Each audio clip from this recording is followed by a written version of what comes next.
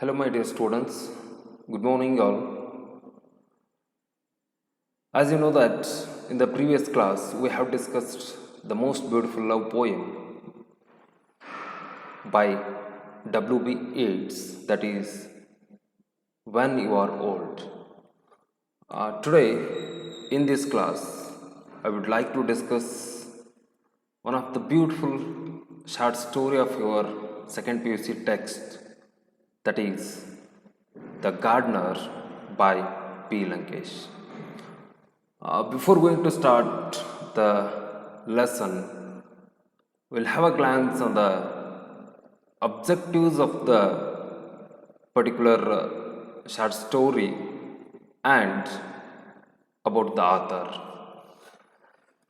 The objectives, as you know that the general objectives ಸಾಮಾನ್ಯ ಉದ್ದೇಶಗಳು ಅಂತ ಬಂದಾಗ the development of reading skills, but here we should focus on the specific objectives.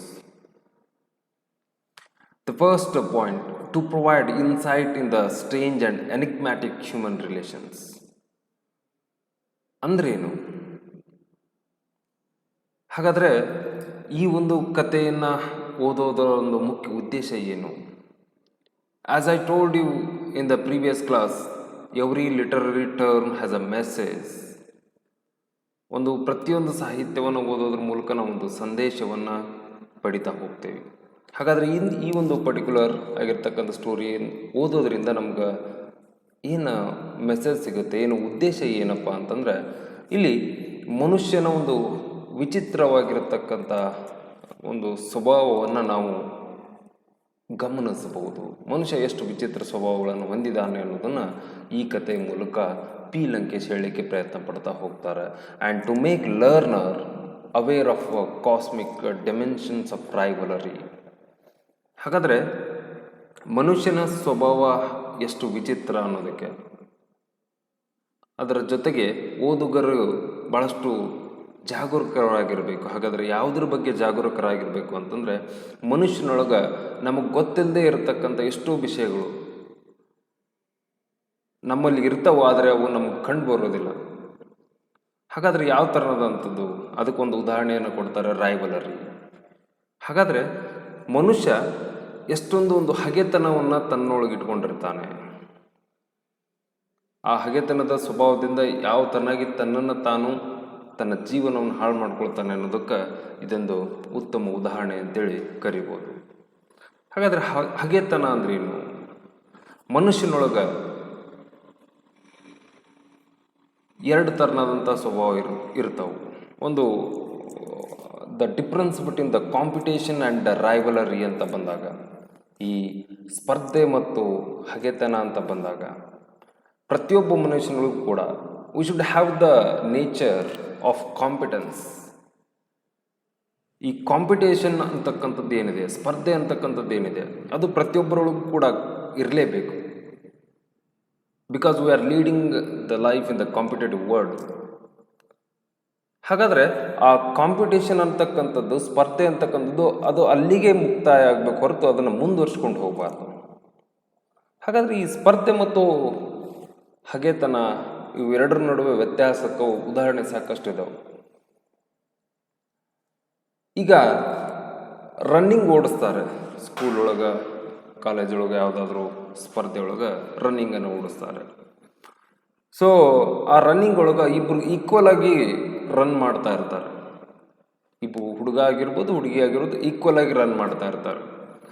ಹೇಗಾದರೂ ಮಾಡಿ ನಾನು first reach ಆಗಬೇಕು ಅಂತಕ್ಕಂಥ ಭಾವನೆ ನಮ್ಮೊಳಗೆ ಬಂತು ಅಂದರೆ ಅದು ಕಾಂಪಿಟೇಷನ್. ಬಾಜುದವನು ಕೆಡಿವಾದರೂ ನಾನು ಮುಂದೆ ಹೋಗಬೇಕು, ನಾನು ಫಸ್ಟ್ ಬರಬೇಕು ಅಂತಕ್ಕಂಥದ್ದು, that is rivalry. The difference between competition and ರೈವಲರಿ.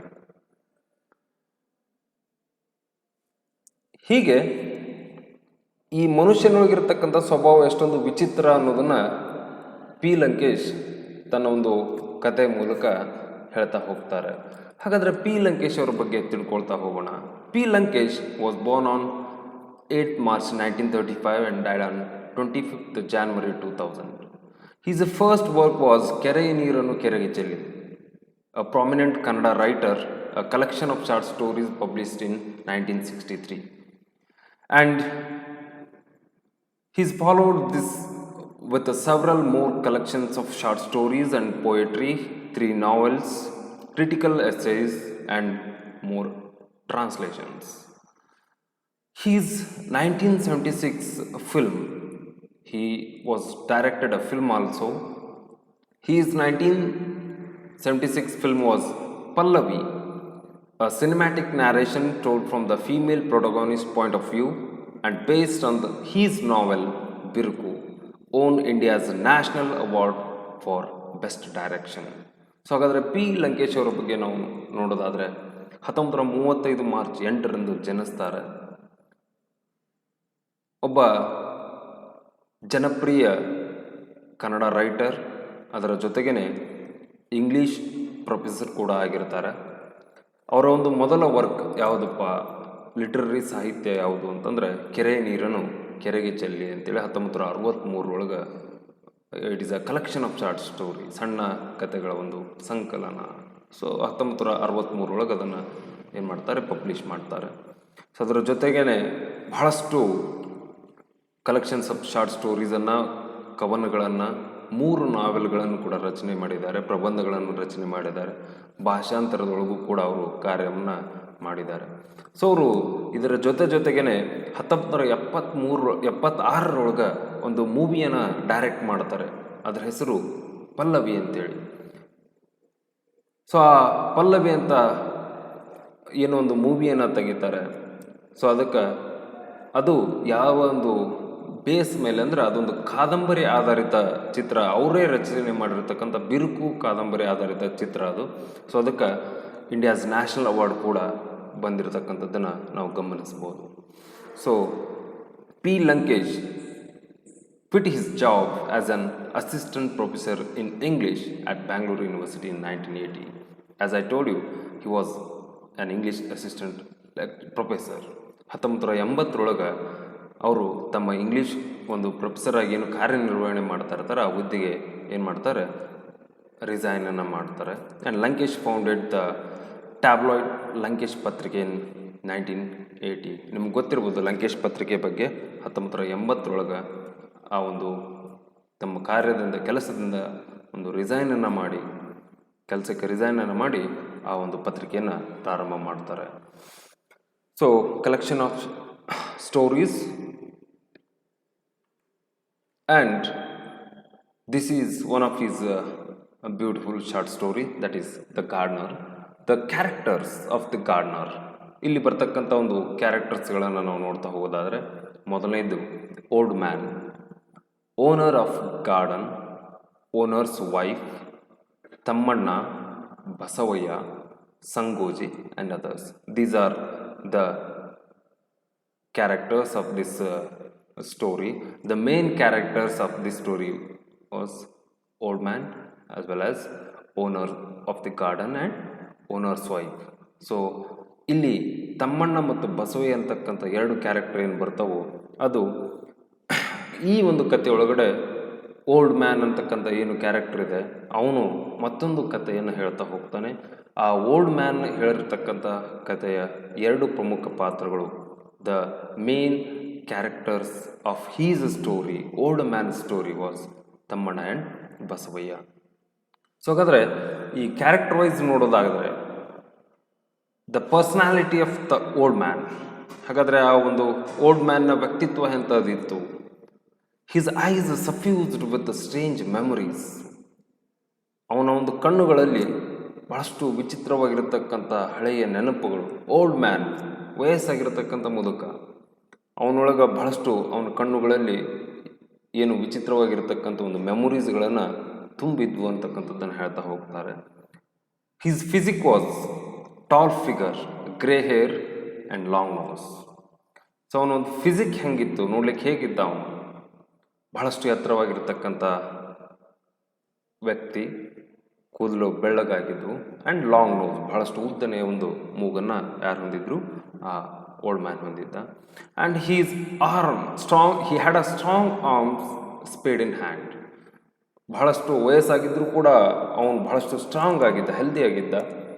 ಮತ್ತು ಯಾವಾಗಲೂ ಅವನ ಕೈ ಒಳಗೊಂದು ಸಲಿಕೆ ಇರ್ತಾ ಇತ್ತು. And newspaper under his arm. He tucked a newspaper. He always carries a newspaper under his arms. So overall, he looks like a laborer, overseer, and a philosopher. So overall ಆಗಿ ಹೇಳೋದಾದರೆ ಆ old man ಹೆಂಗಿದ್ದ ಅಂತಂದರೆ ಕಾರ್ಮಿಕನಂತೆಯೂ ಕೂಡ ಕಾಣ್ತಾ ಇದ್ದ. ಓವರ್ಶಿಯರ್ ಅಂದರೆ supervisor, the one who looks everything. The management, the one who manages everything. ಅಲ್ಲಿ ಏನು ಸೂಪರ್ವೈಸರ್ ಆಗಿ ಕೂಡ ಅವನು ಸೂಪರ್ವೈಸರ್ ಥರನೂ ಕೂಡ ಕಾಣ್ತಾ ಇದ್ದ. And he was like a philosopher also. ಅವನ ಒಂದು ಕೈಯೊಳಗೆ ಯಾವಾಗಲೂ ಪತ್ರಿಕೆ ಇರೋದನ್ನು ನೋಡಿದರೆ ಅವನು ಫಿಲಾಸಫರ್ ಥರನೂ ಕಾಣಿಸ್ತಾ ಇದ್ದ. He was a complete man, well versed in agriculture. So ಹಾಗಾದರೆ ಅವನ ಬಗ್ಗೆ ಹೇಳೋದಾದರೆ, ಯಾರ ಬಗ್ಗೆ? ಓಲ್ಡ್ ಮ್ಯಾನ್ನ ಬಗ್ಗೆ ಹೇಳೋದಾದರೆ ಅವನು he was well versed in agriculture. Well versed, it is an idiomatic expression. ಅಂದರೆ ಪ್ರಾವೀಣ್ಯತೆಯನ್ನು ಪಡೆದಿರತಕ್ಕಂಥವನು.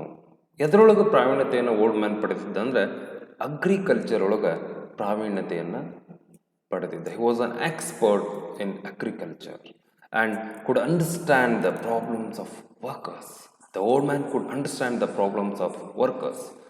ಯಾಕೆ ಅವನು ಅಲ್ಲಿ ಕಾರ್ಮಿಕರ ಒಂದು ಸಮಸ್ಯೆಗಳನ್ನಾಗೆ ಸ್ಪಂದಿಸ್ತಾ ಇದ್ದ ಅಂತಂದರೆ ಅವನೊಳಗಿರ್ತಕ್ಕಂಥ ಕ್ಯಾರೆಕ್ಟರ್ ಕೂಡ ಅದೇ ಆಗಿತ್ತು. He was a labourer. So ಅವರ ಒಂದು ವೃತ್ತಿಗೆ ಅನುಗುಣವಾಗಿ ಅವರ ಜೊತೆಗೆ ಅವನು ಕಾರ್ಯನಿರ್ವಹಣೆ ಮಾಡೋ ಕಾರಣಕ್ಕಾಗಿ ಆ ಒಂದು ಲೇಬರ್ಸ್ನ ಒಂದು ಸಮಸ್ಯೆಗಳಿಗೆ ಬೇಗನೆ ಸ್ಪಂದಿಸ್ತಾ ಇದ್ದ. And the characters, the three main characters of old man was labourer, overseer and philosopher. ಈ ಮೂರು ಕ್ವಾಲಿಟೀಸ್, ಕ್ಯಾರೆಕ್ಟರ್ಸ್ ಅನ್ನೋ ಬದಲಾಗಿ ನಾವು ಕ್ವಾಲಿಟೀಸ್ ಅಂತ ತಗೊಳ್ಳೋಣ. These are the three important qualities of old man. And garden.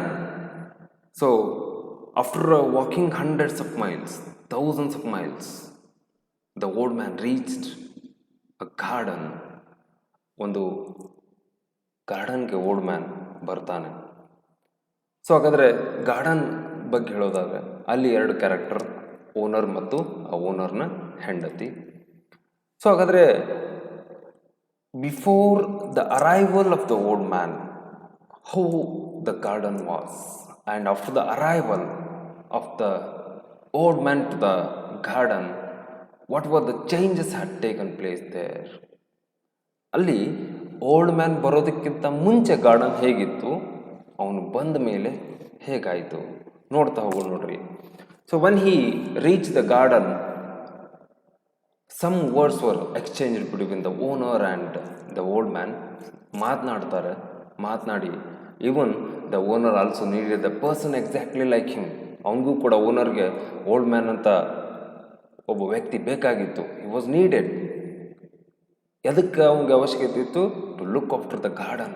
ಆ ಒಂದು ಗಾರ್ಡನನ್ನು ನೋಡ್ಕೊಂಡು ಹೋಗ್ಲಿಕ್ಕೆ ಅವನಿಗೆ ಅವಶ್ಯಕತೆ ಇತ್ತು. ಹಾಗಾದರೆ ಅವನು ಬರೋಕ್ಕಿಂತ ಮುಂಚೆ ಏನಿತ್ತು ಅಲ್ಲಿ ಗಾರ್ಡನ್ ಒಳಗೆ ಅಂದ್ರೆ ದೇರ್ ವರ್ ಪೆಟಿ ಥೆಫ್ಟ್ಸ್. ಸಣ್ಣ ಪುಟ್ಟ ಕಳ್ಳತನಗಳಾಗ್ತಾ ಇದ್ವು. ಯಾರು ಇಲ್ಲ ಅಂತಂದ್ರೆ ಹೊಲದೊಳಗೆ, ತೋಟದೊಳಗೆ ಯಾರು ಇಲ್ಲ ಅಂತಂದ್ರೆ ಸಣ್ಣ ಪುಟ್ಟ ಕಳ್ಳತನಗಳು ಆಗೋದು ಸಹಜ. ಸೊ ಹೀಗಾಗಿ ಆ ಸಣ್ಣ ಪುಟ್ಟ ಕಳ್ಳತನಗಳು ಆ ಗಾರ್ಡನ್ ಒಳಗೆ ಸಾಕಷ್ಟು ಆಗ್ತಾ ಇದ್ವು. And owner was active.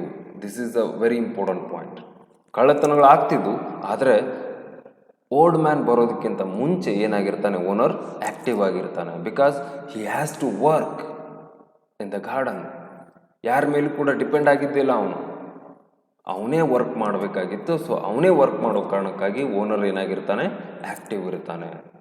And owner lead normal lifestyle. So continuous ಆಗಿ ಗಾರ್ಡನಲ್ಲಿ ಕೆಲಸ ಮಾಡೋದ್ರಿಂದ he don't have much time, he don't have leisure time, free time ಇರೋಂಗಿಲ್ಲ ಅವನಿಗೆ. ಸೊ ಹಾಗಾಗಿ ಒಂದು ನಾರ್ಮಲ್ ಲೈಫ್ ಸ್ಟೈಲನ್ನು ಲೀಡ್ ಮಾಡ್ತಾ ಇರ್ತಾನೆ. Even the income was not good. The income from the garden was not good because of the petty thefts. ಹಾಗಾದರೆ ಕಾರಣ ಏನು? Income ಸರಿ ಇಲ್ಲ ಅನ್ನಲಿಕ್ಕೆ ಅಲ್ಲಿ ಕಳ್ಳತನಗಳಾಗೋ ಕಾರಣಕ್ಕಾಗಿ ಅಲ್ಲಿ ಆದಾಯ ಕೂಡ ಕಡಿಮೆ ಇತ್ತು. ಹಿಂಗೆ ಗಾರ್ಡನ್ ಯಾವಾಗಿರುತ್ತೆ? ಓಲ್ಡ್ ಮ್ಯಾನ್ ಬರೋದಕ್ಕಿಂತ ಮುಂಚೆ. So what happened after the arrival of the old man? Old man ಬಂದ ನಂತರ ಏನಾಗುತ್ತೆ ಅಲ್ಲಿ? ನೋಡ್ರಿ ಹಾಗಾದ್ರೆ after the arrival of the old man ಏನಾಗುತ್ತೆ, ದ ಥೆಫ್ಟ್ಸ್ ಎಂಡೆಡ್. ಅಲ್ಲಿ ಆಗ್ತಕ್ಕಂಥ ಕಳ್ಳತನಗಳು ಏನಾಗ್ತಾವು, ನಿಲ್ತಾವು. ಹಾಗಾದ್ರೆ ಕಳ್ಳತನಗಳು ಯಾಕೆ ನಿಲ್ತಾವು? ಈಗ ಯಾರ ಹೊಲದಾಗ ಕಾಯರಿದ್ರಂದ್ರೆ ನೀವು ಹೋಗಿ ಅಲ್ಲಿರ್ತಕ್ಕಂಥ ಏನೋ ಬೆಳೆ ಆಗಲಿ ತೆಗೆದುಕೊಳ್ಳಿಕ್ಕೆ ಸಾಧ್ಯನಾ? ತಗೋತೀರಿ ನೀವು? ತಗೊಳ್ಳಲ್ಲ ಅಂತೇಳಿ ಭಾವಿಸ್ತೀನಿ. ಹಂಗೆ ತೊಗೊಳಕ್ಕೆ ಹೋಗ್ಬೇಡ್ರಿ. ಸೊ ಅಲ್ಲಿ ಯಾವಾಗ ಓಲ್ಡ್ ಮ್ಯಾನ್ ಅಲ್ಲಿರ್ತಾನೆ ಅಲ್ಲಿ ಆಗ್ತಕ್ಕಂಥ ಕಳ್ಳತನಗಳು ನಿಂತು ಬಿಡ್ತಾವು. Income from the garden dramatically improved. ಅಲ್ಲಿ ಗಾರ್ಡನ್ನಿನ ಆದಾಯ ಕಳ್ಳತನಗಳು ನಿಂತ ತಕ್ಷಣವೇ ಆದಾಯ ಏನಾಗುತ್ತೆ, ಹೆಚ್ಚಿಗೆ ಆಗ್ತಾ ಹೋಗುತ್ತೆ. ಯಾವಾಗ ಆದಾಯ ಹೆಚ್ಚಿಗೆ ಆಗುತ್ತೆ, the owner expanded the plantation. Expanded means enlarge, ವಿಸ್ತರಣೆ ಮಾಡೋದು. ಆದಾಯ ಬರ್ತಾ ಹೋಗುತ್ತೆ ಮತ್ತು ಹಣ ಏನು ಮಾಡಬೇಕು? ಸೊ ಅವಾಗ ಏನು ಮಾಡ್ತಾನೆ ಆ ಓನರ್, ಆ ಒಂದು ಗಾರ್ಡನ್ನ ಎಕ್ಸ್ಪ್ಯಾಂಡ್ ಮಾಡ್ತಾನೆ, ದೊಡ್ಡದು ವಿಸ್ತರಿಸ್ತಾನೆ. ವಿಸ್ತರಣೆ ಮಾಡ್ಲಿಕ್ಕೆ ಹೇಗೆ ಸಾಧ್ಯ ಅಂದರೆ ಬಾಜು ಹೊಲಗಳನ್ನು ಅವನು ಏನು ಮಾಡ್ತಾನೆ, ಖರೀದಿ ಮಾಡ್ತಾನೆ. ಯಾರು? Owner of the garden. So owners life style was changed. So before arrival of the old man he was leading a normal lifestyle, but when the old man arrived to the garden, he look after everything. The petty thefts ended. The income of the garden improved dramatically. ನಾಟಕೀಯ ರೀತಿ ಒಳಗೆ ಒಂದು ಆದಾಯ ಹೆಚ್ಚಿಗೆ ಆಗ್ತಾ ಹೋಗುತ್ತೆ. ಆವಾಗ ಓನರ್ನ life style change ಆಗುತ್ತೆ. ಹಾಗಾದ್ರೆ ಏನು ಆಗ್ತಾನೆ? ಈ become lethargic, shied away from hard work, lethargic, lazy. ಕೆಲಸ ಇಲ್ಲ, ಎಲ್ಲ ಕೆಲಸನೂ ಓಲ್ಡ್ ಮ್ಯಾನ್ ಮಾಡ್ತಾ ಇರ್ತಾನೆ. ಸೊ ಅವಾಗ ಏನಾಗ್ಬಿಡ್ತಾನೆ, ಅಬ್ವಿಯಸ್ಲಿ ಅವನು ಲೇಜಿ ಆಗ್ತಾನೆ. Shied away from the hard work. ಮೊದಲು ಅವನು ಬರೋದಕ್ಕಿಂತ ಮುಂಚೆ ಎಲ್ಲ ಕೆಲಸಗಳನ್ನು ತಾನೇ ಮಾಡಬೇಕಾಗಿರುತ್ತೆ. ಅದರಿಂದ ಯಾರು? ಓನರ್ ದೂರ ಆಗಿಬಿಡ್ತಾನೆ. His a social prestige was risen. ಅವನ ಒಂದು ಸಾಮಾಜಿಕ ಸ್ಥಾನಮಾನ, ಅವನ ಒಂದು ಸಂಪತ್ತು ಎರಡೂ ಕೂಡ ಒಟ್ಟೊಟ್ಟಿಗೆ ಏನಾಗ್ತಾವು, ಹೆಚ್ಚಿಗೆ ಆಗ್ತಾ ಹೋಗ್ತವೆ. ಅಂದರೆ ಆದಾಯ ಬರ್ತಾ ಹೋದಂಗೆ ಶ್ರೀಮಂತ ಆಗ್ತಾನೆ, ಹೊಲವನ್ನು ಗಳಿಸ್ತಾನೆ, ಬಾಜು ಇರತಕ್ಕಂಥ ಪಕ್ಕದೊಳಗಿರ್ತಕ್ಕಂಥ ಹೊಲವನ್ನು ಖರೀದಿಸ್ತಾನೆ. ಸಾಮಾಜಿಕ ಒಂದು ಸ್ಥಾನಮಾನ ಹೆಚ್ಚಿಗೆ ಆಗ್ತಾ ಹೋಗುತ್ತೆ. He had more friends. ಯಾವಾಗ ಅವನ ಹತ್ರ ಆದಾಯ ಬರುತ್ತಾ ಆವಾಗ ಭಾಳಷ್ಟು ಜನ ಸ್ನೇಹಿತರು ಓನರ್ಗಾಗ್ತಾರೆ. ನೋಡೋಣ ಪಾಯಿಂಟ್. ಆ್ಯಕ್ಚುಲಿ ಆದಾಯ ಬಂದ ನಂತರ ಅವನು ಹೆಚ್ಚಿಗೆ ಸ್ನೇಹಿತರನ್ನು ಓನರ್ ಪಡಿತಾ ಹೋಗ್ತಾನೆ. His a life crowded with colourful events. ಜೀವನ ಅಂತಕ್ಕಂಥದ್ದು ಭಾಳಷ್ಟು ಸುಂದರ ಆಗಿಬಿಡುತ್ತೆ ಓನರಂದು. ಯಾವಾಗ? After the arrival of the old man. So ಹಾಗಾದರೆ ನಿಮಗೆ ಎರಡೂ ಹೇಳಿದ್ದೇನೆ ನಾನೀಗ. ಯಾವುದು? ಬಿಫೋರ್ ದ ಅರೈವಲ್ ಕೂಡ ಹೇಳಿದ್ದೀನಿ, ಆಫ್ಟರ್ ದ ಅರೈವಲ್ ಕೂಡ ಹೇಳಿದ್ದೀನಿ. ಸೊ ಇಷ್ಟೆಲ್ಲ ಬದಲಾವಣೆಗಳು ಆದ ನಂತರ, after changing completely, what happened? Have a look. Owner's wife was in fix. She was in a difficulty, she was in a dilemma. ಓನರ್ನ ಹೆಂಡತಿಗೆ ಚಿಂತೆ ಆಗತ್ತೆ. ಹಾಗಾದ್ರೆ ಅವಳಿಗೆ ಯಾಕೆ ಸರ್ ಚಿಂತೆ? ಶ್ರೀಮಂತ ಆಗ್ಯಾನಲ್ಲ ಗಂಡ, ಹಾಗಾದ್ರೆ ಅವಳು ಯಾಕೆ ಚಿಂತೆ ಪಡಬೇಕು? ಯಾಕೆ ಚಿಂತೆ ಪಡ್ತಾಳೆ? What was the question in her mind? ಅವಳ ಮನಸ್ಸಿನೊಳಗಿರ್ತಕ್ಕಂಥ ಉದ್ಭವ ಆಗ್ತಾ ಇರ್ತಕ್ಕಂಥ ಒಂದು ಪ್ರಶ್ನೆ ಏನಾಗಿತ್ತು ಅಂದರೆ, old man's arrival was for the better or the worse? ನೋಡ್ರಿ, ಗಂಡ ಅಷ್ಟೆಲ್ಲ ಗಳಿಸಿದ್ದಾನೆ, ಸಾಕಷ್ಟು ಜನ ಬಂದಿದ್ದಾರೆ, ಅವನ ಹಿಂದೆ ಸಾಕಷ್ಟು ಜನ ಇರ್ತಾರೆ, ಆಸ್ತಿ ಗಳಿಸಿದ್ದಾನೆ, ಆದರೂ ಕೂಡ ಅವಳಿಗೆ ಒಂದು ಚಿಂತೆ ಕಾಡಲಿಕ್ಕೆ ಪ್ರಾರಂಭ ಆಗುತ್ತೆ. ಹಾಗಾದರೆ ಏನು ಅವಳ ಮನಸ್ಸಿನೊಳಗೆ ಉದ್ಭವಿಸಿರ್ತಕ್ಕಂಥ ಒಂದು ಪ್ರಶ್ನೆ ಏನು? ಹಾಗಾದರೆ ಆ ಪ್ರಶ್ನೆ ಏನಪ್ಪ ಅಂದರೆ, whether the arrival of the old man was a better or worse? ಹಾಗಾದರೆ ಓಲ್ಡ್ ಮ್ಯಾನ್ ನಮ್ಮ ಲೈಫ್ನೊಳಗೆ ಬಂದಿರತಕ್ಕಂಥದ್ದು ಒಳ್ಳೆಯದಾ ಕೆಟ್ಟದ್ದ? ಯಾಕೆ ಈ ಥರ ಅಂತೊಂದು ಪ್ರಶ್ನೆ ಅವಳಿಗೆ ಕಾಡಲಿಕ್ಕೆ ಪ್ರಾರಂಭ ಆಗುತ್ತೆ? Because of the offensive about husband's adultery and umpteen other voices. ಯಾಕೆ ಅವಳಿಗೆ ಚಿಂತೆ, ಯಾಕೆ ಅವಳಿಗೆ ಆ ಥರನಂಥ ಪ್ರಶ್ನೆ ಕಾಡಲಿಕ್ಕೆ ಪ್ರಾರಂಭ ಆಗುತ್ತಂದರೆ, ಯಾವಾಗ ಓಲ್ಡ್ ಮ್ಯಾನ್ ಹೊಲದೊಳಗೆ ಕೆಲಸ ಮಾಡಲಿಕ್ಕೆ ಪ್ರಾರಂಭ ಮಾಡ್ತಾನೋ ಆವಾಗ ಓನರ್ ಏನಾಗ್ಬಿಡ್ತಾನೆ, ಫ್ರೀ ಆಗಿಬಿಡ್ತಾನೆ. ಹಣ ಬರುತ್ತೆ, ಸಾಕಷ್ಟು ಜನರನ್ನ ಗಳಿಸ್ತಾನೆ. ಅದರ ಜೊತೆಗೆ ಹಿ ಲರ್ನ್ ಸಮ್ ಬ್ಯಾಡ್ ಹ್ಯಾಬಿಟ್ಸ್. ಕೆಲವೊಂದಿಷ್ಟು ಕೆಟ್ಟ ಚಟಗಳನ್ನು ಕಲಿತಾನೆ. ಅಬೌಟ್ ದ ಅಡಲ್ಟ್ರಿ, ವೇಷವಾಟಿಕೆ ಬಗ್ಗೆ, ಬೇರೆ he had a relationship with other woman. ಅದರ ಬಗ್ಗೆ ಅವಳು ಜನ ಮಾತನಾಡ್ಕೊಳ್ತಾ ಇರತಕ್ಕಂಥದ್ದನ್ನು ಅವಳು ಗಮನಿಸ್ತಾಳೆ. Life was gradually going out of their hand. ಎಲ್ಲೋ ಒಂದು ಕಡೆ ಜೀವನ ನನ್ನ ಗಂಡ ನನ್ನ ಕೈ ಬಿಟ್ಟು ಹೋಗ್ತಾ ಇದ್ದಾನಲ್ಲ ಅನ್ನೋ ಒಂದು ಚಿಂತೆ ಅವಳಿಗೆ ಕಾಡುತ್ತೆ. ಹೀಗಾಗಿ she doubted about the arrival of the old man was a better or worse for the life. Old man ಬಂದಿದ್ದಕ್ಕೆ ಹಿಂಗಾತೋ ಏನೋ. She was totally confused. ಒಳ್ಳೇದಂತನೂ ಹೇಳೋಕ್ಕಾಗಂಗಿಲ್ಲ, ಯಾಕಂದರೆ ಗಂಡ ಹಿಂಗಾಗಿಬಿಟ್ಟಿದ್ದಾನೆ. ಕೆಟ್ಟದ್ದಂತನೂ ಹೇಳೋಕ್ಕಾಗಲ್ಲ, ಯಾಕಂದರೆ ಅವರು ಮೊದಲು ಬಡವರು ಇರ್ತಾರೆ, ಸಣ್ಣ ಪ್ರಮಾಣದೊಳಗಿರ್ತಾರೆ, ಆದಾಯ ಇರೋದಿಲ್ಲ. ಕೆಟ್ಟದ್ದಂತನೂ ಕೂಡ ಹೇಳೋಕ್ಕಾಗೋದಿಲ್ಲ. So when she was in a fix, that old man after seeing the plight of the owner's wife, ಅವಳ ಒಂದು ಮುಖ, the face is the index of mind ಅಂತ ಹೇಳ್ತೇವೆ ನಾವು. ಅವಳ ಮುಖ ನೋಡಿದ ತಕ್ಷಣವೇ ಓಲ್ಡ್ ಮ್ಯಾನ್ ಅವಳ ಒಂದು ಮನಸ್ಸನ್ನು ಅರಿತುಕೊಳ್ತಾನೆ. ಆವಾಗ then he decided to narrate a beautiful story. Old man ಒಂದು ಕಥೆಯನ್ನು ಹೆಣೀತಾ ಹೋಗ್ತಾನೆ. ಆ ಕಥೆಯೊಳಗೆ ಬರ್ತಕ್ಕಂಥ 2 ಪಾತ್ರಗಳು ಯಾವುವು ಅಂದರೆ, ಮೊದಲನೇದು ತಮ್ಮಣ್ಣ. ಹಾಗಾದರೆ ತಮ್ಮಣ್ಣ ಏನಾಗಿದ್ದ? Thammanna, he had a 10 acres of wetland, comfortable home, people ready to do his bidding, had an important possession that was rival Sangoji. It was not Sangoji, it was Basoya. So ಇಲ್ಲಿ ತಮ್ಮಣ್ಣನ ಬಗ್ಗೆ ಹೇಳೋದಾದರೆ 10 ಎಕರೆ ಜಮೀನು ಇರುತ್ತೆ, ಕಂಫರ್ಟಬಲ್ ಹೋಮ್ ಇರುತ್ತೆ, ಅನುಕೂಲಕರ ಮನೆ, ಅವನಿಗಾಗೆ ಜನ ಇರ್ತಾರೆ, ಅವನ ಒಂದು ಪ್ರೀತಿಸಕ್ಕಂಥ ಜನ ಇರ್ತಾರೆ. ಆದರೆ ಇವರೆಲ್ಲದರ ಜೊತೆಗೆ ಅವನಿಗೊಬ್ಬ ರೈವಲ್ ಇರ್ತಾನೆ. ರೈವಲ್, ಪ್ರತಿಸ್ಪರ್ಧಿ ಅಂತ ಹೇಳ್ತೇವೆ ನಾವು. ಹಾಗಾದರೆ ಆ ಪ್ರತಿಸ್ಪರ್ಧಿ ಯಾರು ಅಂದರೆ ಸಂಗೋಜಿ. ಸೊ ಆ್ಯಕ್ಚುಲಿ ಇಲ್ಲಿ ಓಲ್ಡ್ ಮ್ಯಾನ್ ನ್ಯಾರೇಷನ್ ಮಾಡುವಾಗ ಕನ್ಫ್ಯೂಸ್ ಆಗಿ ಸಂಗೋಜಿ ಅಂತ ಹೇಳ್ತಾನೆ. ಯಾಕಂದರೆ ಒಂದು ಕಥೆಯನ್ನು ಕಟ್ಟುವಾಗ ಸ್ವಲ್ಪ ಆ ಒಂದು ಪದಗಳ ಬಳಕೆ ಕಷ್ಟ ಆಗುತ್ತೆ ಅವನಿಗೆ. ಸೊ ಹಾಗಾಗಿ ಸಂಗೋಜಿ ಅಂತ ಹೇಳ್ತಾನೆ. ಸೊ ನಂತರ ಅದನ್ನು ಕರೆಕ್ಷನ್ ಮಾಡಿಕೊಂಡು ಆ ಒಂದು ರೈವಲನ ಹೆಸರನ್ನು ಬಸವಯ್ಯ ಅಂತ ಹೇಳ್ತಾನೆ. So here there was a healthy competition between Thammanna and Basavayya in the beginning. ಪ್ರಾರಂಭದೊಳಗೆ ತಮ್ಮಣ್ಣ ಮತ್ತು ಬಸವಯ್ಯನ ನಡುವೆ ಒಂದು ಹೆಲ್ದಿ ಕಾಂಪಿಟೇಷನ್ ಇರುತ್ತೆ, ಸ್ಪರ್ಧೆ ಇರುತ್ತೆ. ಯಾರ ನಡುವೆ? ತಮ್ಮಣ್ಣ ಮತ್ತು ಬಸವಯ್ಯನ ನಡುವೆ. ಬಿಗಿನಿಂಗ್ ನೋಡ್ರಿ, ಬಿಗಿನಿಂಗ್ ಆಫ್ ರೈವಲರಿ ಹೆಂಗಿತ್ತು? Thammanna he had 4 acres of land. Basavayya suit field, ಅವನಿಗೂ ಕೂಡ 4 ಎಕರೆ ಜಮೀನು. Thammanna he had 10 friends. Basavayya he had 15 friends. So ಅವರ ಒಂದು ಕಾಂಪಿಟೇಷನ್ ಹೆಂಗೆ ಬದಲಾವಣೆ ಆಗ್ತಾ ಹೋಗ್ತು.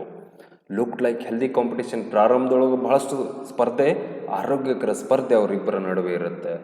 Total land in the village ಅದು ಎಲ್ಲಿ ಮಟ್ಟಕ್ಕೆ ಹೋಗುತ್ತಂದರೆ, ಇವ 5 ಎಕರೆ ಜಮೀನು ಕೊಂಡ್ಕೊಂಡ್ರೆ ಅವನು ಕೂಡ 5 ಎಕರೆ ಜಮೀನು ಕೊಂಡ್ಕೊಳ್ತಾನೆ. ಅವ 10 ಕೊಂಡ್ಕೊಂಡ್ರೆ ಅವನು 10, ಅವನು 10 ಜನರ ಜೊತೆ ಅಡ್ಡಾಡಕೊಂತಾರೆ, ಇವನು 10 ಜನರನ್ನು ಸೇರಿಸ್ಕೊಳ್ತಾ ಇರ್ತಾನೆ. ಹಿಂಗೆ ಅವರಿಬ್ಬರ ನಡುವೆ ಇರತಕ್ಕಂಥ ಸ್ಪರ್ಧೆ ಪೈಪೋಟಿ ಆಗ್ತಾ ಹಗೆತನಕ್ಕೆ ದಾರಿ ಮಾಡಿಕೊಡ್ತಾ. ಆ ರೈವಲರಿ, ಪೈಪೋಟಿ, ಹಗೆತನ, ಪ್ರತಿಸ್ಪರ್ಧೆ ಎಷ್ಟರ ಮಟ್ಟಿಗೆ ಅದು ಬೆಳೆಯುತ್ತೆ ಅಂತಂದ್ರೆ, ಆ ಊರೊಳಗಿರತಕ್ಕಂಥ ಎಲ್ಲ ಜಮೀನನ್ನು, all the land of that particular village belong to either Thammanna or Basavayya. ಹಾಗಾದರೆ ಫೈನಲಿ ಎಷ್ಟು ಜಮೀನನ್ನು ಕೊಂಡ್ಕೊಳ್ತಾರೆ ಅಂದರೆ, ಫೈನಲಿ ತಮ್ಮಣ್ಣ 1,000 ಎಕರೆಯನ್ನು ಕೊಂಡ್ಕೊಂಡ್ರೆ ಬಸವಯ್ಯ 800 ಎಕರೆ ಜಮೀನನ್ನು ಕೊಂಡ್ಕೊಳ್ತಾನೆ. ಸೊ ಹಾಗಾದರೆ ಕಾಂಪಿಟೇಷನ್ ನೋಡ್ರಿ. ಬಸವಯ್ಯ ತಮ್ಮಣ್ಣನಕಿನ್ನ ಎಷ್ಟು ಕಡಿಮೆ ಆಯಿತು? 200 ಎಕರೆ ಜಮೀನು ಬಸವಯ್ಯನಿಗೆ ಕಡಿಮೆ ಆಯಿತು. ಸೊ ಆಗ ಬಸವಯ್ಯ ಏನು ಮಾಡ್ತಾನೆ? What was the next step of Basavayya? That is very important. So Basavayya revenge. ಹಾಗಾದರೆ ಬಸವಯ್ಯನ ಒಂದು ಹಗೆತನ, ದ್ವೇಷ ಎಷ್ಟರ ಮಟ್ಟಿಗೆ ಬೆಳೀತಾ ಹೋಗುತ್ತೆ ಅಂದರೆ, he sent word to Thammanna to sell excess 200 acres to Basavayya. Basavayya ತಮ್ಮಣ್ಣನ ಹತ್ರ ತನ್ನ ಜನರನ್ನು ಕಳಿಸ್ತಾನೆ. ನಿನಗೆ ಇರ್ತಕ್ಕಂಥ ಎಕ್ಸೆಸ್ 200 ಎಕರೆ ಐತಲ್ಲ, ನನಗಿಂತ ಹೆಚ್ಚಿಗೆ ಐತಲ್ಲ, ಅದನ್ನು ನನಗೆ ಮಾರು, ನಾನು ಅದನ್ನು ಹಿಡಿತೇನೆ, ಕೊಂಡ್ಕೊಳ್ತೇನೆ ಅಂತೇಳಿ ತಮ್ಮಣ್ಣನ ಹತ್ರ ಜನರನ್ನು ಕಳಿಸ್ತಾನೆ. But Thammanna did not agree to it. ಅದಕ್ಕೆ ಒಪ್ಕೊಳ್ಳೋದಿಲ್ಲ ಅವನು. ನಾ ಯಾಕೆ ಮಾರಲಿ? And he was prepared to buy all the land belonging to Basavayya. ಅವ ಅಷ್ಟೇ ಅಲ್ಲ, ಹೇಳಿ ಕಳಿಸ್ತಾನೆ ಅವನು ಬಂದಿರತಕ್ಕಂಥ ಜನರಿಗೆ. ಹೋಗಿ ಹೇಳ್ರಿ ಬಸವಯ್ಯಗೆ ಆ ಎಲ್ಲ ಅವ್ನು ಇರ್ತಕ್ಕಂಥ 800 ಎಕರೆ ಜಮೀನಿದೆ, ಅದನ್ನು ಕೂಡ ನಾನು ಕೊಂಡ್ಕೊಳ್ಳಿಕ್ಕೆ ಪ್ರಿಪೇರ್ ಮಾಡ್ತಾನೆ ಅಂಥೇಳಿ ಕಳಿಸ್ತಾನೆ. ಸೊ ಹಿಂಗೆ ಅವರಿಬ್ಬರ ನಡುವೆ ಇರತಕ್ಕಂಥ ಸ್ಪರ್ಧೆ ಪೈಪೋಟಿಯಾಗಿ ಹಾಗೆ ತನಕ ದಾರಿ ಮಾಡಿಕೊಡುತ್ತೆ. ಯಾವಾಗ ಆ 800 ಎಕರೆಯನ್ನು ಕೊಂಡ್ಕೊಳ್ತೀನಿ ಅಂತ ಹೇಳಿ ಕಳಿಸ್ತಾನೋ, ಬಸವಯ್ಯ ಬಿಕೆ ಮ್ಯಾಡ್ ವಿತ್ ರೇಜ್, ಹುಚ್ಚನಂತೆ ಕ್ರೋಧಕ್ಕೆ ಒಳಗಾಗ್ತಾನೆ ಬಸವಯ್ಯ. ಸಿಟ್ಟು ಬರುತ್ತೆ ಅವನಿಗೆ. ಹೇಗಾದರೂ ಮಾಡಿ ಅವನ ಒಂದು ಜಮೀನನ್ನು ನಾನು ಅವನಷ್ಟೇ ಈಕ್ವಲ್ ಆಗಿ ಜಮೀನನ್ನು ಕೊಂಡ್ಕೋಬೇಕಲ್ಲ. ಕೊಂಡ್ಕೊಳ್ಳೋಕ್ಕೆ ಬೇರೆ ಜಮೀನಿಲ್ಲ, 200 ಎಕರೆ ಜಮೀನು ಅಲ್ಲಿ ಸುತ್ತಮುತ್ತಲು ಇಲ್ಲ. ಅವ್ರ ಊರಿನವ್ರು ಎಲ್ಲರ ಜಮೀನನ್ನು ಕೂಡ ಅವರು ಕೊಂಡ್ಕೊಂಡ್ಬಿಟ್ಟಿರ್ತಾರೆ. ಬೇರೆಯವ್ರು ಯಾರು ಜಮೀನು ಕೊಡೋದಿಲ್ಲ ಅವನಿಗೆ. So he was unable to purchase 200 more acres of land. ಆ 700 ಎಕರೆ ಜಮೀನು ಮತ್ತೆ ಕೊಂಡ್ಕೊಳ್ಳಿಕ್ಕೆ ಕಷ್ಟ ಆಗುತ್ತೆ. ಅದಕ್ಕೆ ಇವನು ಕಳಿಸ್ತಾನೆ. ಇವನು ಕೂಡ ಹೀಗೆ ಹೇಳಿಬಿಡ್ತಾನೆ Thammanna, the healthy competition become rivalry. ಅವರಿಬ್ಬರ ನಡುವೆ ಇರತಕ್ಕಂಥ ಹೆಲ್ದಿ ಕಾಂಪಿಟೇಷನ್ ಏನಾಗುತ್ತೆ, ರೈವಲರಿ ಆಗುತ್ತೆ. ಆ್ಯಂಡ್ ಬಸವಯ್ಯಸ್ ರಿಯಾಕ್ಷನ್, ಯಾವಾಗ ತಮ್ಮಣ್ಣ ಹಂಗೆ ಹೇಳಿ ಕಳಿಸ್ತಾನೋ, ಬಸವಯ್ಯ ಏನು ಮಾಡ್ತಾನೆ ನೋಡ್ರಿ. ಬಸವಯ್ಯ ಆಯ್ತು ಬಿಡಪ್ಪ ಅಂತ ಸುಮ್ಮನೆ ಇರಂಗಿಲ್ಲ. He was not tolerate, he did not tolerate. ಅದನ್ನು ಸಹಿಸ್ಕೊಳ್ಳಿಕ್ಕೆ ಆಗೋಂಗಿಲ್ಲ ಅವನಿಗೆ. ಫೋರ್ಸಬಲಿ ಹಿ ಅಕ್ವೈರ್ಡ್ ತಮ್ಮಣ್ಣ's 200 acres ಆಫ್ ಲ್ಯಾಂಡ್. ಆವಾಗ ಒತ್ತಾಯಪೂರ್ವವಾಗಿ ತಮ್ಮಣ್ಣಿಗೆ ಸೇರಿರ್ತಕ್ಕಂಥ 200 ಎಕರೆ ಜಮೀನನ್ನು ಯಾರು, ಬಸವಯ್ಯ ಇಲ್ಲಿ ಫೋರ್ಸಬಲಿ ಕಿತ್ಕೊಳ್ತಾನೆ. He built a fence around it to protect it from Thammanna. ನೋಡ್ರಿ, ತಮ್ಮಣ್ಣನ ಜಮೀನನ್ನು ಮುತ್ತಿಗೆ ಹಾಕ್ಕೊಂಡು ಅದಕ್ಕೆ ಫೆನ್ಸನ್ನು, ಬೇಲಿಯನ್ನು ಹಾಕಿಸ್ತಾನೆ. ಬೇಲಿಯನ್ನು ಎದಕ್ಕೆ ಹಾಕಿಸ್ತಾನೆ, to protect it from Thammanna ಅದರ ಮೇಲೆ ಅಕ್ವೈರ್ ಮಾಡಬಾರ್ದು. ಅವನ ಜಮೀನನ್ನು ಮುತ್ತಿಗೆ ಹಾಕ್ಕೊಂಡು ಅವನ ಜಮೀನಿಗೆ ಅವನಿಂದ ಒಂದು ರಕ್ಷಣೆ ಮಾಡಲಿಕ್ಕೆ ಬಸವ ಏನು ಮಾಡ್ತಾನೆ, ಫೆನ್ಸನ್ನು ಹಾಕ್ತಾನೆ. Thammanna could not tolerate this invasion. ಈ ಒಂದು ಅತಿಕ್ರಮಣವನ್ನು, ಇನ್ವೇಷನ್ ಮೀನ್ಸ್ ಅತಿಕ್ರಮಣ, ಈ ಒಂದು ಅತಿಕ್ರಮಣವನ್ನು ತಮ್ಮಣ್ಣ ಸಹಿಸ್ಕೊಳ್ಳಿಕ್ಕಾಗೋದಿಲ್ಲ. ಯಾರಿಗೆ ಕೊಡು ಸಹಿಸ್ಕೊಳ್ಳಿಕ್ಕಾಗಲ್ಲ. ನಿಮ್ಮ ಆಸ್ತಿಯನ್ನು ಯಾರು ಬಂದು ಕೇಳಿದ್ರೆ ಬಂದರು ನೋಡ್ರಿ ಸರ್ ಅಂತೀರಿ, ಹೌದಲ್ಲ, ಕೊಡ್ತೀರನ್ನು? ಯಾರು ಕೊಡೋಂಗಿಲ್ಲ. ಹಾಗಾದರೆ ತಮ್ಮಣ್ಣನ ಒಂದು ಜಮೀನನ್ನು, 200 ಎಕರೆ ಜಮೀನನ್ನು ಕಳ್ಕೊಳ್ತಾನಲ್ಲ, ತಮ್ಮಣ್ಣನ ಕೂಡ ಈ ಒಂದು ಅತಿಕ್ರಮಣವನ್ನು ಸಹಿಸಿಕೊಳ್ಳಿಕ್ಕೆ ಆಗೋದಿಲ್ಲ. ಹಾಗಾದರೆ what was the reaction of Thammanna for that? ಹಾಗಾದರೆ ತಮ್ಮಣ್ಣ ಏನು ಮಾಡ್ತಾನೆ? ರಿವೆಂಜ್, ಅವರಿಬ್ಬರ ನಡುವೆ ದ್ವೇಷ ಪ್ರಾರಂಭ ಆಗುತ್ತೆ. There was a tough fight between Thammanna and Basavayya. ತಮ್ಮಣ್ಣ's ನ್ಯೂ ಐಡಿಯಾ. ಹಾಗಾದರೆ ಅವನ ಒಂದು ಐಡಿಯಾ ಏನು? Various options available there. ಬಹಳಷ್ಟು ಆಪ್ಷನ್ಸ್ ಇರ್ತಾವೆ. ಏನು? Take support of court of law. ಹಾಗಾದರೆ ಕಾನೂನಿನ ಮೂಲಕ ಹೋರಾಡೋಣ ಅಂತ ಹೇಳಿ ಅವನ ಒಂದು ಸಪೋರ್ಟರ್ಸ್ ಹೇಳ್ತಾರೆ. ಯಾರು ಸಪೋರ್ಟರ್ಸು? ತಮ್ಮಣ್ಣನ supporters. Help of police, attack Basavayya. ಹಾಗಾದರೆ ಪೊಲೀಸರ ಹೆಲ್ಪ್ ತೊಗೊಳ್ಳೋಣ ಅಂತ ಹೇಳೋಣ, ಅದಕ್ಕೂ ಅವನು ಒಪ್ಪೋದಿಲ್ಲ. ಹಾಗಾದರೆ ಬಸವಯ್ಯನ ಮೇಲೆ ಅಟ್ಯಾಕ್ ಮಾಡಿಬಿಡೋಣ ಅಂತ ಹೇಳ್ತಾರೆ, ಅದಕ್ಕೂ ತಮ್ಮಣ್ಣ ಒಪ್ಕೊಳ್ಳೋದಿಲ್ಲ. ಹಾಗಾದರೆ ತಮ್ಮಣ್ಣನ ಒಂದು ವಿಚಾರ ಏನಾಗಿತ್ತು ನೋಡ್ರಿ, ಅದ್ಭುತವಾಗಿರತಕ್ಕಂಥ ಒಂದು ಐಡಿಯಾನ ತಮ್ಮಣ್ಣ ಹೊಂದಿರ್ತಾನೆ. ಏನಪ್ಪ ಅಂದರೆ, Thammanna wanted the complete annihilation of Basavayya. Complete annihilation, ಸಂಪೂರ್ಣ ನಾಶ ಆಗಬೇಕು ಅವನು. ಯಾರು? ಬಸವಯ್ಯ. ಅವರಿಬ್ಬರ ನಡುವಿರತಕ್ಕಂಥ ಸ್ಪರ್ಧೆ ಎಷ್ಟರ ಮಟ್ಟಿಗೆ ಹಗೆತನ ಆಗುತ್ತೆ, ದ್ವೇಷ ಆಗುತ್ತೆ ಅಂತಂದರೆ, ತಮ್ಮಣ್ಣ ಬಸವಯ್ಯನ ಸಂಪೂರ್ಣ ನಾಶವನ್ನು ಬಯಸ್ತಾನೆ. ಇದು ಸ್ಪರ್ಧೆ ಈ ಥರನಾಗಿ ಒಂದು ಮನುಷ್ಯನ ವಿಚಿತ್ರ ಸ್ವಭಾವವನ್ನು ತಿಳಿಸ್ಕೊಡ್ತಾ ಹೋಗುತ್ತೆ. ಅವನು ಹೊಳ್ಳಿ 200 ಎಕರೆ ಜಮೀನನ್ನು ಮುತ್ತಿಗೆ ಹಾಕ್ಕೋಬೋದಿತ್ತು, ಪೊಲೀಸರ ಹೆಲ್ಪ್ ತೊಗೋಬೋದಿತ್ತು, ಕೋರ್ಟ್ಗೆ ಹೋಗ್ಬೋದಿತ್ತು. ಅದ್ಯಾವುದನ್ನು ಕೂಡ ತಮ್ಮಣ್ಣ ಮಾಡೋದಿಲ್ಲ. ಹಾಗಾದ್ರೆ ಅವನು ಸಂಪೂರ್ಣ ನಾಶ ಮಾಡಿಬಿಡೋಣ, ನನಗೆ ಯಾರೂ ಕಾಂಪಿಟೇಟರ್ ಇರೋಂಗಿಲ್ಲ ಅಂತೇಳಿ ತಮ್ಮಣ್ಣ ಬಯಸ್ತಾನೆ. ಹಾಗಾದರೆ ಅವನು ಏನು ಮಾಡ್ತಾನೆ? ಅದಕ್ಕೆ ಸಂಪೂರ್ಣ ನಾಶ ಹೆಂಗೆ ಮಾಡ್ತಾನೆ? He hit upon the idea of composing ballads based on the experience and so started singing them in front of the people. ಅವನಿಗೊಂದು ಐಡಿಯಾ ಬರುತ್ತೆ. ಏನಪ್ಪ ಅಂದರೆ, ಬಸವಯ್ಯನಲ್ಲಿ ಇಲ್ಲದೇ ಇರತಕ್ಕಂಥ ಒಂದು ಕ್ವಾಲಿಟಿಯನ್ನು ಬಳಕೆ ಮಾಡಿಕೊಂಡು ನಾನು ಮುಂದುವರಿಬೇಕು, ಅವನಕಿನ್ನ ಮೇಲೆ ಹೋಗಬೇಕು ಅಂತೇಳಿ ತಮ್ಮಣ್ಣ ವಿಚಾರ ಮಾಡ್ತಾನೆ. ಹಾಗಾದರೆ ಅವನ ಒಂದು ವಿಚಾರದ ಪ್ರಕಾರ ಅವನು ಏನು ಮಾಡ್ತಾನೆ? ಹಿ ಸ್ಟಾರ್ಟ್ ಟು ರೈಟ್ ಬ್ಯಾಲೆಡ್ಸ್, ಲಾವಣಿ ಪದಗಳನ್ನು ಬರೆಯುವುದರ ಮೂಲಕ. ಯಾವುದರ ಬೇಸ್ ಮೇಲೆ? ಬೇಸ್ಡ್ ಆನ್ ಹೀಸ್ ಎಕ್ಸ್ಪೀರಿಯನ್ಸ್, ತನ್ನ ಅನುಭವದ ಮೇಲೆ ಲಾವಣಿ ಪದಗಳನ್ನು ರಚನೆ ಮಾಡಿ ಅವುಗಳನ್ನು ಹಾಡಲಿಕ್ಕೆ ಪ್ರಾರಂಭ ಮಾಡ್ತಾನೆ. ದ ಥೀಮ್ ಆಫ್ ಬ್ಯಾಲೆಡ್ಸ್ ಹಾಗಾದರೆ ಆ ಬ್ಯಾಲೆಡ್ಸ್ನ ಒಂದು ಥೀಮ್ ಏನಾಗಿತ್ತು ಅಂತಂದರೆ he mention the cruelty and meanness of Basavayya in his ballads. ಅಂದರೆ ಆ ಬಸವಯ್ಯನ ಕಪಟತನವನ್ನು, ಕ್ರೂರತನವನ್ನು ತನ್ನ ಲಾವಣಿ ಪದಗಳ ಮೂಲಕ ಅವನು ಜನರಿಗೆ ತಿಳಿಸ್ಕೊಡ್ತಾ ಹೋಗ್ತಾನೆ. Even Basavayya also try to sing, but he was not able to sing because that was the quality of Thammanna, that was the talent of Thammanna. ತಮ್ಮಣ್ಣನಿಗೆ ಅದು ಟ್ಯಾಲೆಂಟ್ ಇತ್ತು. 5 ಬೀಳು ಸವ ಇರಂಗಿಲ್ಲ, ಒಬ್ಬೊಬ್ಬರು ಟ್ಯಾಲೆಂಟ್ ಒಬ್ಬೊಬ್ಬರ ಥರ ಇರುತ್ತೆ. ಹಾಗಾದರೆ ತನ್ನೊಳಗಿರತಕ್ಕಂಥ ವಿಶೇಷ ಪ್ರತಿಭೆಯನ್ನು ಇಲ್ಲಿ ತಮ್ಮಣ್ಣ ಬಳಸ್ಕೊಂಡು ಸ್ಪರ್ಧೆಯನ್ನು ಮಾಡಲಿಕ್ಕೆ ಪ್ರಾರಂಭ ಮಾಡ್ತಾನೆ. And composing ballads and singing them. Shift of rivalry. ನೋಡ್ರಿ, ಅವರ ಒಂದು ರೈವಲರಿ ಯಾವ ಥರನಾಗಿ ಪರಿವರ್ತನೆ ಆಗ್ತಾ ಹೋಗುತ್ತಂದ್ರೆ ವಿಸಿಬಲ್ ಟು ಇನ್ವಿಸಿಬಲ್ ಡೊಮೇನ್. ಅವ 10 ಎಕರೆ ಜಮೀನನ್ನು ಕೊಂಡ್ಕೊಂಡ್ರೆ ಇವನು 10 ಎಕರೆ ಕೊಂಡ್ಕೊಳ್ತಾ ಇರ್ತಾನೆ ಬಸವಯ್ಯ. ಕಣ್ಣಿಗೆ ಕಾಣುತ್ತೆ, ವಿಸಿಬಲ್ ಅಂತ ಹೇಳ್ತೇವೆ. ಹಾಗಾದರೆ ಇಲ್ಲಿ ಹಾಡೋದು ಕೇಳುತ್ತೆ, ಅದ್ರ ಕಣ್ಣಿಗೆ ಕಾಣಂಗಿಲ್ಲ. ಅವರಿಬ್ಬರ ನಡುವೆ ಇರತಕ್ಕಂಥ ರೈವಲರಿ ವಿಸಿಬಲ್ಲಿಂದ ಇನ್ವಿಸಿಬಲ್ಗೆ ಹೋಗುತ್ತೆ.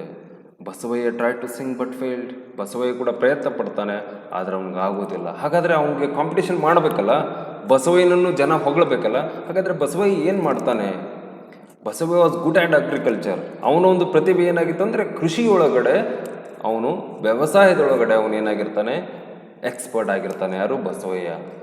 But not otherwise failed.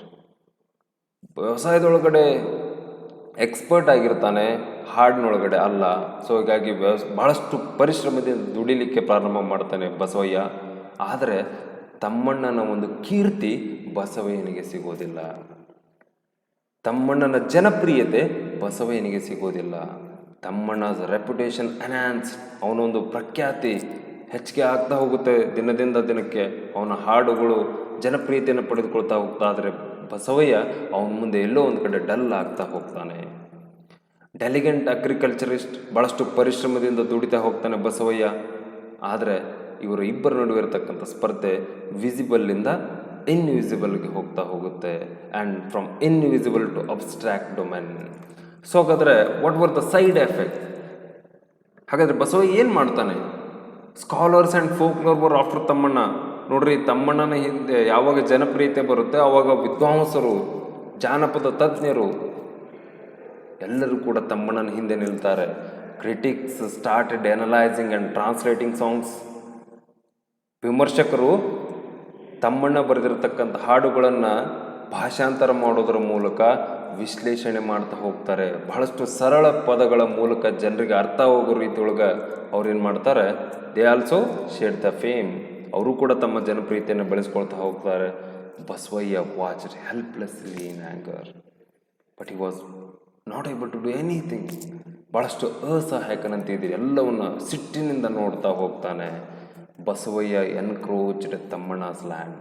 Encroached, ಅತಿಕ್ರಮಣ ಮಾಡೋದು. ತನ್ನ ಪಾಡಿಗೆ ತಾನು ತಮ್ಮಣ್ಣ ಹಾಡ್ಕೊಳ್ತಾ ಜನಪ್ರಿಯತೆ ಗಳಿಸ್ಕೊಳ್ತಾ ಹೋಗ್ತಾನೆ. ಅವನ ಜನಪ್ರಿಯತೆಯನ್ನು ಕಿತ್ಕೊಳ್ಳೋಕ್ಕಾಗಂಗಿಲ್ಲಲ್ಲ ಬಸವಯ್ಯನ ಕೈ ಒಳಗಡೆ. ಹಾಗಾದರೆ ಬಸವಯ್ಯ ಏನು ಮಾಡ್ತಾನೆ? ಅವನ ಒಂದು ಜಮೀನನ್ನು ಕಿತ್ಕೊಳ್ಳಿಕ್ಕೆ ಪ್ರಾರಂಭ ಮಾಡ್ತಾನೆ. ತಮ್ಮಣ್ಣ ಕೇರ್ಲೆಸ್ ಆ್ಯಟಿಟ್ಯೂಡ್, ಇವು ಏನೇ ಮಾಡಿದರೂ ಕೂಡ ಅದ್ರ ಬಗ್ಗೆ ತಲೆನೇ ಕೆಡಿಸ್ಕೊಳ್ಳೋದಾದ್ರೆ ತಮ್ಮಣ್ಣ ತನ್ನ ಪಾಡಿಗೆ ತಾನು ಹಾಡ್ತಾ ಜನಪ್ರಿಯತೆಯನ್ನು ಗಳಿಸ್ಕೊಳ್ತಾ ಹೋಗ್ತಾನೆ. ಇವನು ತನ್ನ ಪಾಡಿಗೆ ತಾನು ತಮ್ಮಣ್ಣನ ಜಮೀನನ್ನು ಅತಿಕ್ರಮಣ ಮಾಡಿಕೊಂಡು ಎಲ್ಲ ಜಮೀನನ್ನು ಇವನು ಪಡೆದುಕೊಳ್ತಾ ಹೋಗ್ತಾನೆ. Art was resorted of the life of Thammanna. resorted means reason for life. ಅವನ ತಮ್ಮಣ್ಣನ ಜೀವನಕ್ಕೆ ಆ ಕಲೆ ಏನಾಗಿಬಿಡುತ್ತೆ, ಕಾರಣ ಆಗಿಬಿಡುತ್ತೆ. ಆ ಕಲೆಯನ್ನು ಬಳಸ್ಕೊಂಡು ತನ್ನ ಜೀವನವನ್ನು ರೂಪಿಸ್ಕೊಳ್ತಾ ಹೋಗ್ತಾನೆ. Tammanna was felicitated as a best poet. ಅವನಿಗೆ ಸನ್ಮಾನ ಮಾಡ್ತಾರೆ. ಏನಂತೇಳಿ? He was felicitated as a best poet ever. ಯಾರಿಗೆ? ತಮ್ಮಣ್ಣನಿಗೆ. ಅವಾಗ ಮತ್ತೊಂದಿಷ್ಟು ಸಿಟ್ಟು, ಕ್ರೋಧ ಬಸವಯ್ಯನೊಳಗೆ ಹೆಚ್ಚಿಗೆ ಆಗ್ತಾ ಹೋಗುತ್ತೆ. There were scholars, critics, musicians behind Tammanna. ಹಾಗಾದರೆ ಬಸವಯ್ಯ ಏನು ಮಾಡ್ತಾನೆ? What was the Basavayya's furious reaction? Sunk in humiliation, ಅವಮಾನದೊಳಗಡೆ ಕುಗ್ಗುತ್ತಾ ಹೋಗ್ತಾನೆ Basavayya. And he started filling his life with all types of material wealth.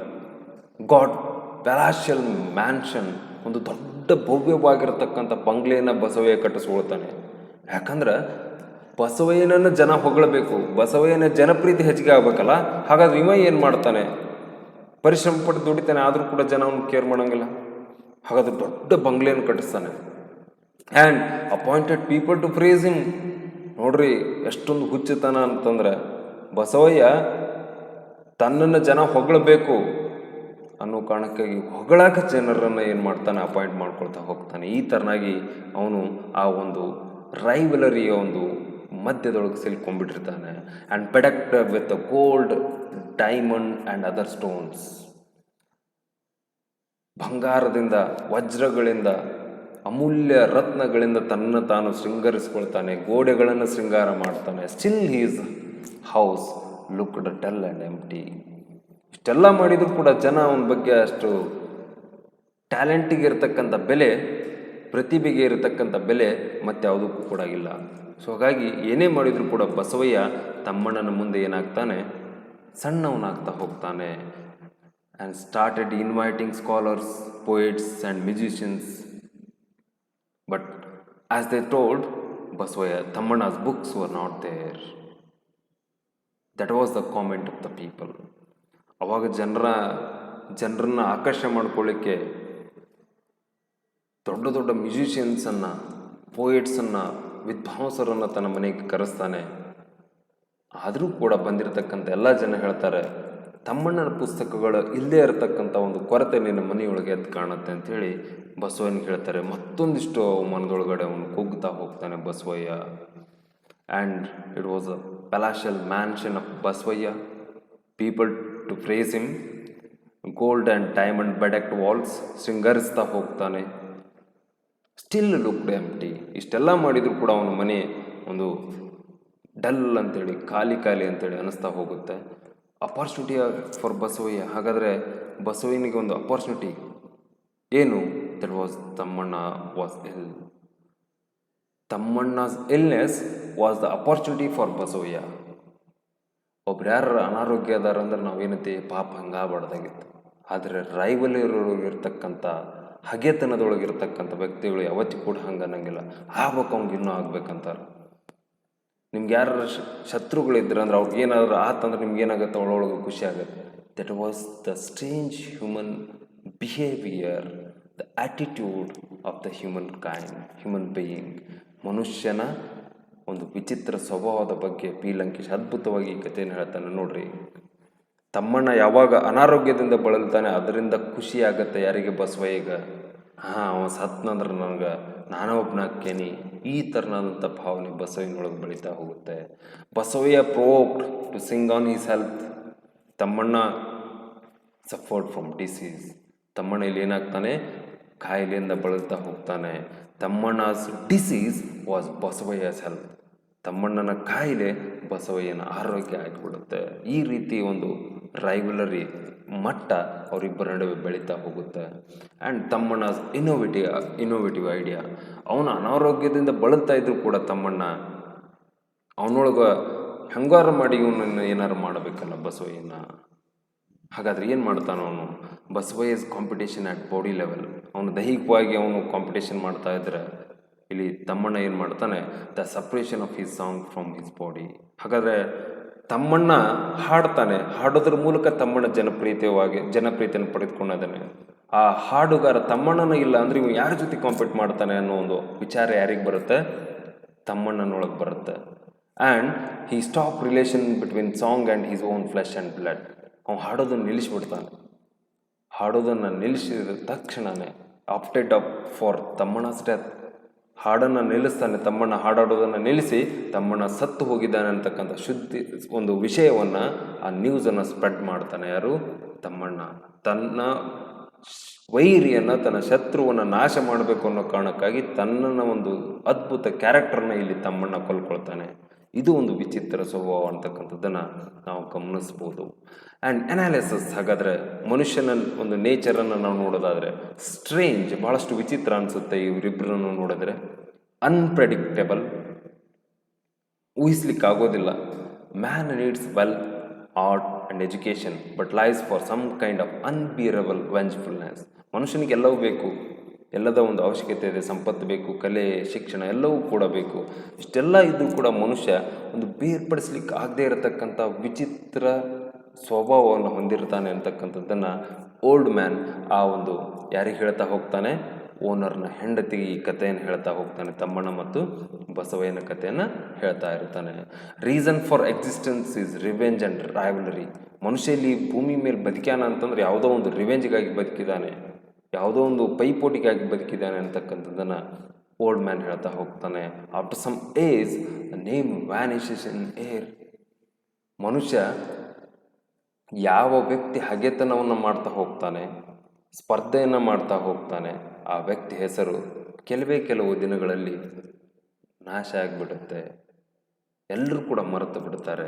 ನೋಡ್ರಿ, ಯಾರ ಒಂದು ಭಾಳಷ್ಟು ಹಗೆತನವನ್ನು ಮಾಡ್ತಕ್ಕಂಥ ವ್ಯಕ್ತಿ ಹೆಸರು ನೆನಪಿರೋಕ್ಕೆ ಸಾಧ್ಯ? ಅದ ಬಸವಣ್ಣವ್ರು ಅಂದ್ರೆ ಈ 12ನೇ ಶತಮಾನದಾಗ ಯಾರು ಇದ್ವಿ ನಾವು? ಇಲ್ಲ. 12ನೇ ಶತಮಾನದೊಳಗಿರತಕ್ಕಂಥ ಬಸವಣ್ಣವ್ರು ನಮಗೆ ಹೆಸರು ಗೊತ್ತೈತಿ. ಅದ 16, 15, 17, 18ನೇ ಶತಮಾನ, 19ನೇ ಶತಮಾನದ ಒಬ್ಬ ರೈವಲರಿ ಮಾಡಿರ್ತಕ್ಕಂಥ ವ್ಯಕ್ತಿ ನೆನಪಿಲ್ಲ. ಅಂದರೆ ಮನುಷ್ಯ ನೆನಪಿದ್ರೂ ಕೂಡ ಆ ಮನುಷ್ಯ ಹೆಂಗಿದ್ದಾನೆ ಅವನನ್ನು ನಾವು ನೆಗೆಟಿವ್ ಆಗಿ ತಗೋತೆ ಹೊರತು ಬಸವಣ್ಣವ್ರ ಥರ ಪಾಸಿಟಿವ್ ಆಗಿ ತೊಗೊಳಿಕ್ಕೆ ಸಾಧ್ಯ ಇಲ್ಲ. ಹಿಂಗೆ ಆ ಮನುಷ್ಯ ಹೆಸರನ್ನು ಕಳೆದುಕೊಂಡ್ಬಿಡ್ತಾನೆ ಅಂತಕ್ಕಂಥದ್ದನ್ನು ಓಲ್ಡ್ ಮ್ಯಾನ್ ಆ ಓನರ್ನ ಹೆಂಡತಿಗೆ ಹೇಳ್ತಾ ಹೋಗ್ತಾನೆ. ದ ಕಾಂಪ್ಲೆಕ್ಸ್ ಹ್ಯೂಮನ್ ನೇಚರ್, ಬಹಳಷ್ಟು ಕ್ಲಿಷ್ಟ ಮನುಷ್ಯನ ಸ್ವಭಾವ ಅಂತಕ್ಕಂಥದ್ದನ್ನು ಹೇಳ್ತಾನೆ. And he has given, the old man has given the example of Russia versus America. ಅವರು they were the staunch enemies. ಯಾರು? ರಷ್ಯಾ ಮತ್ತು ಅಮೇರಿಕಾದವರು. ಒಂದು ವೇಳೆ ರಷ್ಯಾ ಅಮೇರಿಕಾ ಇಬ್ಬರೂ ಕೂಡ ಒಂದಾಗ್ಬೋದು, ಆದರೆ ಮನುಷ್ಯರು ಹಂಗಾಗಕ್ಕೆ ಸಾಧ್ಯನೇ ಇಲ್ಲ. Thammanna left the place. ನೋಡ್ರಿ, ಬಸವಯ್ಯನನ್ನು ನಾಶ ಮಾಡಬೇಕು ಅಂತೇಳಿ ತಮ್ಮಣ್ಣ ಹಾಡೋದನ್ನು ನಿಲ್ಲಿಸ್ಬಿಡ್ತಾನೆ. ತನ್ನ ಸಾವಿನ ಸುದ್ದಿಯನ್ನು ಸ್ಪ್ರೆಡ್ ಮಾಡಿ ಆ ಒಂದು ಸ್ಥಳವನ್ನು ಬಿಟ್ಟುಬಿಡ್ತಾನೆ. ಬಸವಯ್ಯ ಡೈಡ್. ಯಾವಾಗ ತಮ್ಮಣ್ಣ ಅಲ್ಲಿಂದ ಬಿಟ್ಟು ಹೋಗ್ತಾನೆ, ಬಸವಯ್ಯ ಸತ್ತು ಹೋಗ್ತಾನೆ. ಹಾಗಾದ್ರೆ ಬಸವಯ್ಯ ಸಾಯ್ಲಿಕ್ಕೆ ಕಾರಣ ಏನಂದ್ರೆ having no reason to live. ಬದುಕಕ್ಕೆ ಅವ್ನ ಕಾರಣನೇ ಇಲ್ಲಲ್ಲ. ಯಾರ ಸಲುವಾಗಿ ಬದುಕಬೇಕು ಅವನು? ಎಷ್ಟರ ಮಟ್ಟಿಗೆ ಅವರಿಬ್ಬರು ರೈವಲ್ ಇರುತ್ತೆ ನೋಡ್ರಿ. ಅವನನ್ನು ಹೇಗಾದರೂ ಮಾಡಿ ನಾಶ ಮಾಡಬೇಕು ಅನ್ನೋ ಒಂದು ಉದ್ದೇಶದಿಂದ ಬದುಕ್ತಾ ಇರ್ತಾನೆ. ಆದರೆ ಯಾವಾಗ ಅವನೂ ಇಲ್ಲ ಅಂದಾಗ ಬದುಕಿನೊಳಗೆ ಅರ್ಥನೇ ಇಲ್ಲ ಅಂತೇಳಿ ಕಲ್ಪಿಸ್ಕೊಂಡು ಕೆಲವೇ ದಿನಗಳಲ್ಲಿ ಬಸವಯ್ಯನು ಕೂಡ ಸತ್ತು ಹೋಗ್ತಾನೆ. And then discloses old man as Thammanna. ಹಾಗಾದ್ರೆ ಆ ಓಲ್ಡ್ ಮ್ಯಾನ್ ಯಾರು? ಓನರ್ನ ಹೆಂಡತಿಗೆ ಕಥೆಯನ್ನು ಹೇಳ್ತಾ ಇರ್ತಾನಲ್ಲ, ಆ ಒಂದು ಕೋಕೋನಟ್ ಫಾರ್ಮ್ ಒಳಗೆ ಕುಳಿತುಕೊಂಡು. ಹಾಗಾದರೆ ಆ ಕೋಕೋನಟ್ ಫಾರ್ಮ್ ಒಳಗೆ ಬಂದಿರತಕ್ಕಂಥ ಓಲ್ಡ್ ಮ್ಯಾನ್ ಬೇರೆ ಯಾರು ಅಲ್ಲ, ತಮ್ಮಣ್ಣ ಆಗಿರ್ತಾನೆ. Tammanna forget everything, become non entity. Tammanna ಎಲ್ಲವನ್ನು ಮರೆತು ಬಿಟ್ಟಿರ್ತಾನೆ. And he become non entity, ಏನೂ ಇಲ್ಲ, he become zero. Avenged himself, ತನ್ನ ಜೀವನಕ್ಕೆ ತಾನು ಶರಣಾಗಿರ್ತಾನೆ. ತಾನು ಮಾಡಿರ್ತಕ್ಕಂಥ ತಪ್ಪಿಗೆ ತಾನು ಶರಣಾಗಿ ಬಿಡ್ತಾನೆ. ಯಾರು? Tammanna. And the analysis of this story, ನೋಡ್ರಿ, human nature, human mind, human relationship, ego, competition, revenge, need, greed, comprehension. So ಮನುಷ್ಯನ ಒಂದು ವಿಚಿತ್ರ ಸ್ವಭಾವಗಳು, ಮನುಷ್ಯನ ಸ್ವಭಾವ, ಮನುಷ್ಯನ ಮನಸ್ಸು, ಅವನ ಒಂದು ಸಂಬಂಧಗಳು, ಅವನೊಳಗಿರ್ತಕ್ಕಂಥ ಈಗೋಯಿಸಮ್, ಅವನೊಳಗಿರ್ತಕ್ಕಂಥ ಸ್ಪರ್ಧೆ, ದ್ವೇಷ, ಇವೆಲ್ಲವುಗಳನ್ನು ಹೊಂದಿರತಕ್ಕಂಥ ಒಂದು the bundle which has everything, ಅದು ಯಾರು? ಹ್ಯೂಮನ್ ಬೀಯಿಂಗ್ ಆಗಿರ್ತಾನೆ. ಸೊ ಅದು ನಮಗೆ ಗೊತ್ತಿರಲಾರ್ದೆ ನಾವು ಆ ಥರ ಅಂಥ ತಪ್ಪುಗಳನ್ನು ಮಾಡ್ತಾ ಇರ್ತೇವೆ. ಆ ಒಂದು ಮನುಷ್ಯನ ಸ್ವಭಾವಗಳನ್ನು ಈ ಕಥೆ ಮೂಲಕ ಪಿ ಲಂಕೇಶ್ ಹೇಳ್ತಾ ಹೋಗ್ತಾನೆ. ಹಾಗಾದರೆ by concluding the story, man is so complicated. ಒಂದು ಉಪಸಂಹಾರ ಅಂತ ಬಂದಾಗ ಈ ಕಥೆಯಿಂದ ನಾವು ತಿಳ್ಕೊಳ್ಳೋದು ಏನಪ್ಪ ಅಂದರೆ, man is so complicated that till the day of his death he goes on living for some revenge or the other, confronting one or the other challenge. ಹಾಗಾದರೆ ಮನುಷ್ಯನ ಎಷ್ಟು ಕಾಂಪ್ಲಿಕೇಟೆಡ್ ಇದ್ದಾನೆ ಅರ್ಥೈಸ್ಕೊಳ್ಳಿಕ್ಕೆ ಆಗೋದೇ ಇಲ್ಲ. ಟಿಲ್ ದ ಲಾಸ್ಟ್ ಬ್ರೀತ್, ತನ್ನ ಕೊನೆ ಉಸಿರಿನವರೆಗೂ ಕೂಡ ಅವ ಬದುಕ್ತಾನೆ. ಹಿ ಲಿವಿಂಗ್ ಫಾರ್ ಸಮ್ ರಿವೆಂಜ್, ಯಾವುದೋ ಒಂದು ದ್ವೇಷಕ್ಕಾಗಿ, ಯಾವುದೇ ಒಂದು ಹಗೆತನಕ್ಕಾಗಿ, ಯಾರ್ದೋ ಜೊತೆ ಪೈಪೋಟಿಗಾಗಿ ಅವನು ಬದುಕ್ತಾ ಹೋಗ್ತಾನೆ. ಜೀವನದೊಳಗೆ ಅವನು ಒಂದಲ್ಲ ಒಂದು ಚಾಲೆಂಜನ್ನು ಫೇಸ್ ಮಾಡ್ಕೊಳ್ತಾ ಹೋಗ್ತಾನೆ ಅನ್ನೋದನ್ನು ಇಲ್ಲಿ ಪಿ ಲಂಕೇಶ್ ಅವರು ಈ ಒಂದು ಸ್ಟೋರಿ ಮೂಲಕ ಹೇಳ್ತಾ ಹೋಗ್ತಾರೆ. And thank you my dear friends. Keep watching all the videos and I will send the particular notes and question answers regarding this short story. Thank you.